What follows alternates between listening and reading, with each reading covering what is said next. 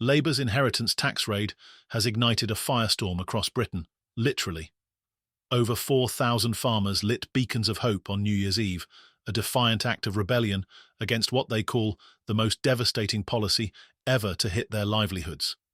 Rachel Reeves's proposal has sparked fears of poverty, bankruptcy, and even suicide among the farming community.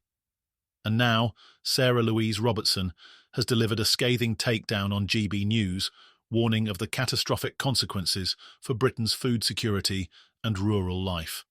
Folks, you're about to witness Robertson shredding Labour's reckless plan in a must-watch clip. So over 4,000 of these bonfires lit last night. If you look at a map, it was literally from the Highlands, the islands of the tip of the Highlands, right the way down to Cornwall, sending out a message. A lot of people saying, well, lighting bonfires, what's that going to do? But they tell me this is a message of intent, it's a message of unification, and it's a message that they're ready for action in 2025. The big question is the Labour Party going to listen? I don't think they are, and that's what's really, really worrying. The farming community has never been under attack as much as it is at the moment. Suicide rates are through the roof among the farming and agricultural community. In 2019, there was 102 suicides from farmers. People also, I think, don't realise the poverty that farmers are struggling with. This is a real issue that's going on.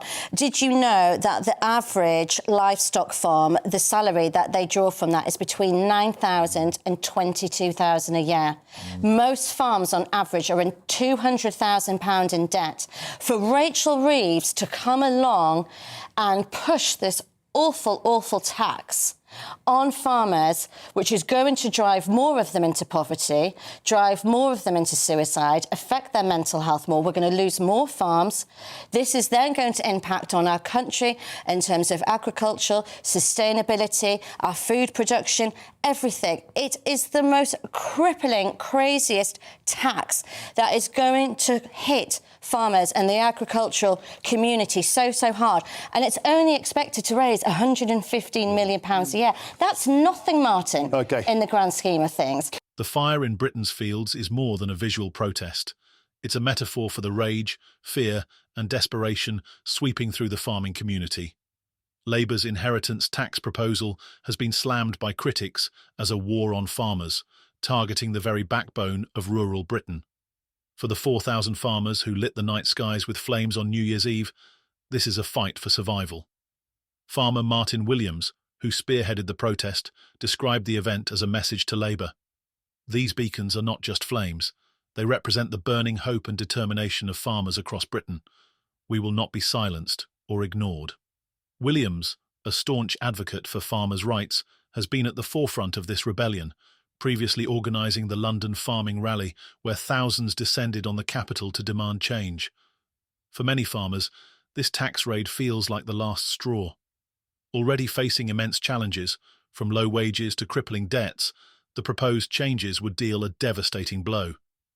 Speaking on GB News, commentator Sarah Louise Robertson pulled no punches as she outlined the grim reality. The farming community has never been under attack as much as it is at the moment. Her words echoed the sentiments of countless farmers who are staring down a future of financial ruin. Robertson highlighted a stark and sobering statistic. 102 farmers took their own lives in 2019, a chilling reminder of the mental health crisis that has gripped the agricultural sector. The pressures of running a farm, coupled with financial instability, have left many farmers at breaking point. These are not just numbers, Robertson said. These are lives, families shattered, communities mourning. She warned that Labour's inheritance tax raid could exacerbate this crisis, pushing more farmers into despair. The financial burden on farmers is already immense. Robertson detailed how the average farm is weighed down by £200,000 in debt, while livestock farmers earn as little as £9,000 to £22,000 a year. They're barely scraping by, she explained. And now Labour wants to take even more. It's beyond cruel. It's madness. The tax raid, which Labour argues will raise £115 million annually, has been criticised for its relatively modest returns compared to the catastrophic impact it could have on the farming community. Robertson's most damning point came when she laid bare the wider implications of the policy. This isn't just about farmers. It's about food security, sustainability, and the future of Britain's agricultural industry. Losing farms means losing the ability to feed our own population. It's that simple. Her words sent a chilling message. Labour's inheritance tax raid could lead to more farms closing their gates for good, leaving Britain increasingly reliant on imported food. For rural communities, the inheritance tax proposal feels like a betrayal. Many argue that Labour, a party once seen as a champion of working-class Britain, has lost touch with the people it claims to represent. These are small, family-run farms, Robertson emphasised. They're not corporate giants, they're ordinary people trying to make an honest living. But the farming crisis is not Labour's only headache. The party's controversial 20% VAT on private school fees has sparked outrage among parents, educators, and policy experts alike.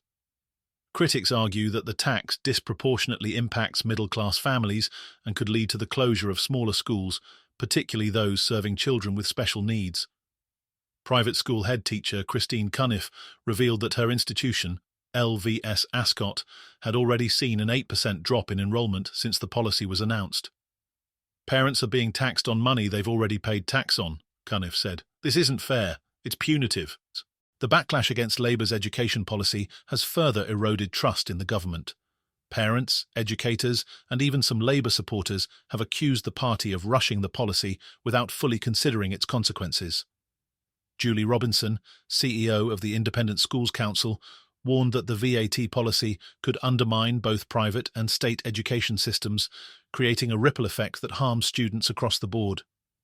As outrage over these policies grows, Reform UK has emerged as a powerful force, capitalising on the discontent sweeping the nation. Under Nigel Farage's leadership, the party has positioned itself as the voice of the forgotten, rural voters, parents struggling with rising costs, and communities feeling abandoned by Labour. Recent polls suggest reform is gaining ground in traditional Labour heartlands, with Farage's message resonating with those disillusioned by Keir Starmer's leadership. Political analyst Matthew Goodwin described reform as a movement for those who feel left behind. Reform is tapping into a deep sense of frustration. Frustration with Labour, frustration with the status quo, and frustration with politics as usual. For Farage, this moment represents an opportunity to challenge Labour on its own turf, offering voters an alternative to what many see as a failing government. Back on the farms, the fight is far from over. Martin Williams and his fellow protesters are planning their next move, vowing to keep the pressure on Labour until the policy is scrapped. This isn't just about inheritance tax, Williams said. It's about respect. Respect for the people who feed this country, who care for the land, and who deserve better than to be taxed out of existence. For now, the beacons of hope continue to burn, their flames a symbol of resilience and defiance. But the question remains, will Labour listen to the voices of those they claim to represent, or will they press on with policies that threaten to unravel the fabric of rural Britain? As the political drama unfolds, one thing is certain. This is a fight that's far from over.